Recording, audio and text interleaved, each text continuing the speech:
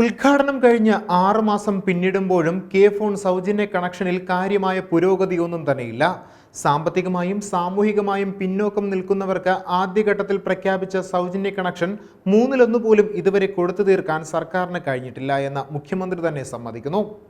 ദൈനംദിന പ്രവർത്തന ചിലവിന് പുറമെ കിഫ്ബിയിൽ നിന്നെടുത്ത വായ്പ തിരിച്ചടവ് കൂടി വരാനിരിക്കെ കടുത്ത സാമ്പത്തിക പ്രതിസന്ധിയാകും കെ ഫോണിന് മുന്നിലുണ്ടാവുക.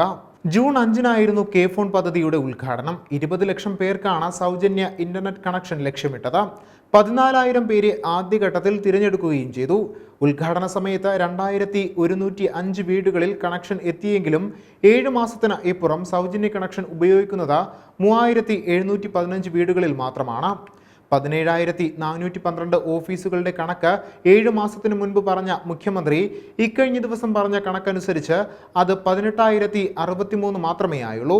ആദ്യഘട്ട സൗജന്യ കണക്ഷൻ ഉദ്ഘാടനം കഴിഞ്ഞ് 1 മാസത്തിനകം എന്ന വാക്ക് 7 മാസമായിട്ടും പാലിക്കാൻ കെ ഫോണിന് ഇതുവരെയും കഴിഞ്ഞിട്ടില്ല. മാത്രമല്ല 14,000 വീടുകളുടെ കൃത്യമായ വിവരങ്ങൾ ഇതുവരെ സർക്കാരിന് ലഭ്യമായിട്ടുമില്ല. വാർഷിക പരിപാലന തുക മാറ്റിവെച്ചാൽ 1,168 കോടി രൂപയ്ക്കാണ് കെ ഫോൺ പദ്ധതിയുടെ നടത്തിപ്പ്. 70% തുക കിഫ്ബി ഫണ്ടാണ്. പലിശ സഹിതം തിരിച്ചടയ്ക്കാൻ വർഷം 100 കോടി രൂപ വീതം കണ്ടെത്തണം. ഓഫീസ് ചിലവിനത്തിലും KSEB വാടക ഇനത്തിലും പ്രതിമാസം 30 കോടി പ്രവർത്തന ചിലവടക്കം വൻ സാമ്പത്തിക ബാധ്യതയുമുണ്ട് കെ ഫോണിന്. സർക്കാർ സഹായം സമയത്ത് കിട്ടുന്നുമില്ല. വാണിജ്യ കണക്ഷൻ അടക്കം വരുമാന വർധന മാർഗങ്ങൾക്ക് പ്രതീക്ഷിച്ച വേഗവും ലഭ്യമല്ല. ഇത്തരത്തിൽ വൻ പ്രതിസന്ധിയിലായിരിക്കുകയാണ് കെ ഫോൺ പദ്ധതി.